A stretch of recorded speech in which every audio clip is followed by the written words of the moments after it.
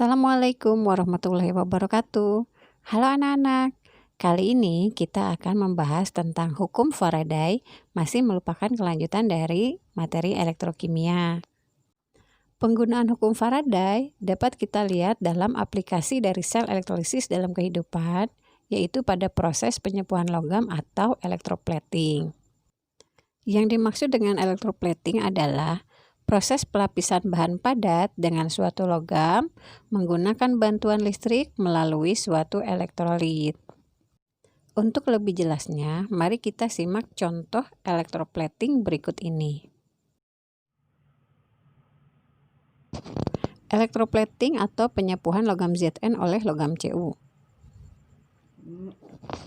Logam yang akan dilapisi atau Zn ditempatkan sebagai katoda dan dihubungkan dengan kutub negatif sumber arus.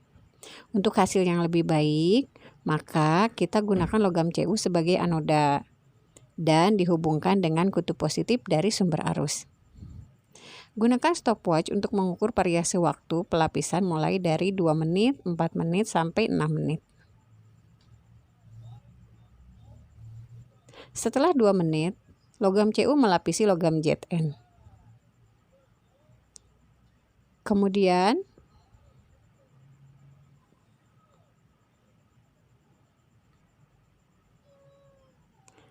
di menit keempat, logam Cu lapisannya lebih tebal daripada lapisan pada waktu 2 menit. Selanjutnya untuk waktu yang 6 menit, ternyata lapisan Cu pada Zn lebih tebal lagi di menit ke-6. Ini membuktikan bahwa semakin lama waktu, maka semakin tebal Cu yang melapisi Zn. Hasil elektrolisis kemudian dicuci, kemudian ditimbang, dan ada selisih berat sebesar 0,1 gram. Hukum Faraday digunakan untuk menghitung massa logam yang mengendap sebagai lapisan pada proses electroplating. Ada 2 hukum Faraday yang berkaitan dengan electroplating. Hukum pertama berbunyi, massa zat yang dihasilkan pada suatu elektrode selama proses elektrolisis berbanding lurus dengan muatan listrik yang digunakan. Dirumuskan sebagai W sama dengan E dikali F, kemudian karena F sama dengan I dikali T per 96500, sehingga kemudian dirumuskan menjadi W sama dengan E dikali I dikali T per 96.500, di mana W merupakan massa zat hasil elektrolisis dalam satuan gram, E adalah massa ekivalen zat hasil elektrolisis yang dirumuskan sebagai AR dibagi N, dan F adalah jumlah arus listrik dalam satuan Faraday. 1 Faraday setara dengan 1 mol elektron. I merupakan kuat arus listrik dengan satuan ampere, dan T adalah lamanya waktu elektrolisis dalam satuan detik. Selanjutnya kita akan mempelajari bagaimana aplikasi rumus ini dalam contoh soal. Contoh soal. Larutan AgNO3 dengan ArAg sama dengan 108 dialiri arus listrik sebesar 10 ampere selama 1 jam. Berapa gram logam perak yang dapat diendapkan? Pertama-tama kita ionisasikan AgNO3 menjadi Ag plus tambah NO3 min. Ag plus membutuhkan 1 elektron untuk bisa tereduksi menjadi Ag yang solid. Oleh sebab itu, Ag memiliki 1 buah elektron atau N-nya sama dengan 1. Karena N-nya 1, maka nilai E untuk Ag adalah 108 dibagi 1, yaitu 108. Berdasarkan rumus W sama dengan E dikali I dikali T per 96.500, maka kemudian kita masukkan nilainya, yaitu E-nya 108 dikali I-nya 10, kemudian T-nya 1 jam kita konversi menjadi 3600 detik dibagi 96.500. Kemudian setelah dihitung diperoleh hasilnya adalah 40,29 gram.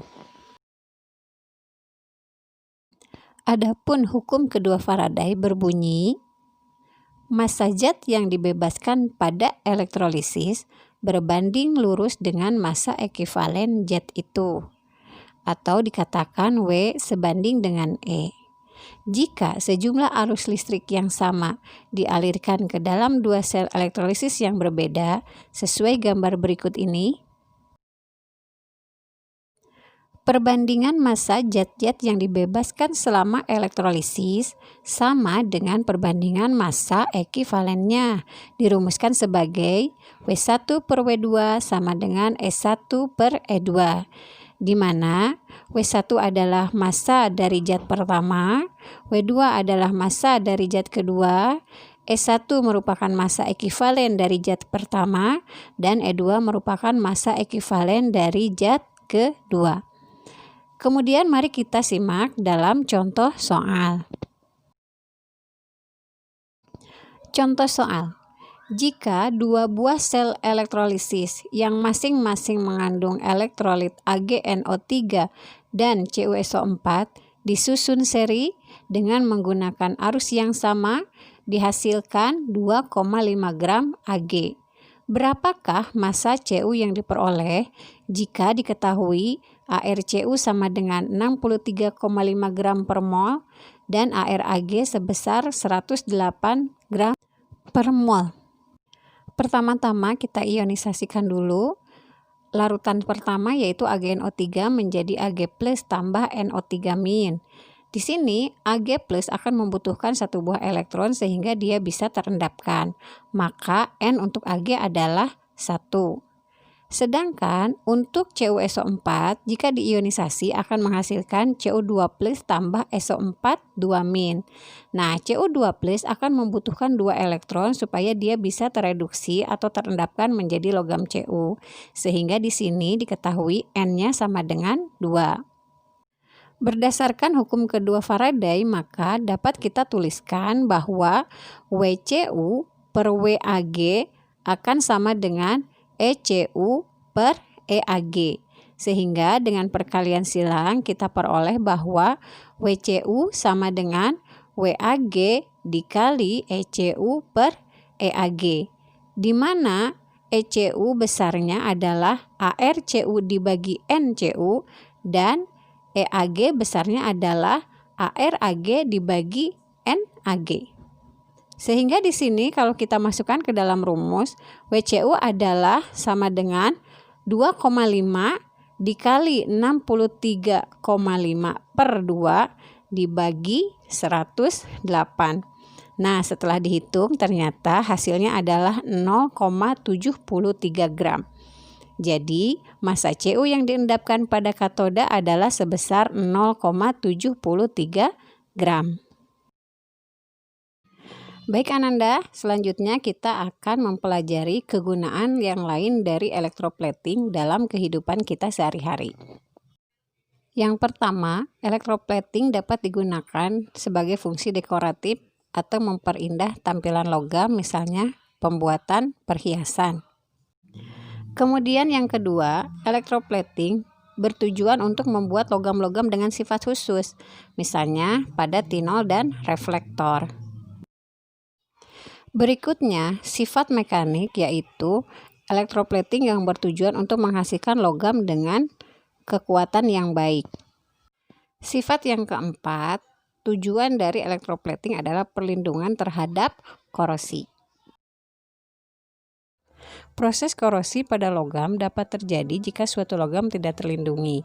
Misalnya, logam yang tidak terlindungi ini dapat bereaksi dengan air dan oksigen di udara membentuk suatu senyawa oksida.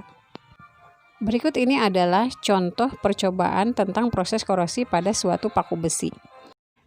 Disiapkan 4 buah paku besi dalam 4 buah tabung reaksi. Tabung yang pertama diisi dengan air keran sampai pakunya terendam. Kemudian tabung yang kedua diisi dengan air keran ditambah 1 sendok garam. Kemudian tabungnya digoyangkan supaya larutan teraduk sempurna. Tabung yang ketiga diisi dengan air yang sudah dididihkan. Kemudian di atasnya diberi lapisan minyak supaya tidak ada oksigen yang bisa masuk ke dalam. Air yang dididihkan berfungsi untuk menghilangkan oksigen yang terlarut di dalam air. Dan tabung yang keempat diisi dengan 1 sendok CaCl2. CaCl2 dapat menyerap uap air yang ada di dalam tabung sehingga tabung menjadi kering. Pada tabung pertama, paku terkena oksigen dan air. Pada tabung kedua, paku terkena oksigen, air, dan garam. Pada tabung ketiga, paku hanya terkena air saja. Sedangkan pada tabung keempat, paku hanya terkena oksigen saja. Kemudian keempat tabung ditutup dengan tutup karet dan didiamkan selama beberapa hari. Kemudian kita akan mendapati hasilnya. Tabung pertama dan kedua, paku ditemukan berkarat. Karat di tabung kedua terlihat lebih banyak daripada karat pada tabung pertama. Hal ini ditandai dengan munculnya karat di dasar tabung pada tabung kedua. Sedangkan pada tabung yang ketiga dan keempat kita menemukan bahwa paku tidak mengalami perkaratan.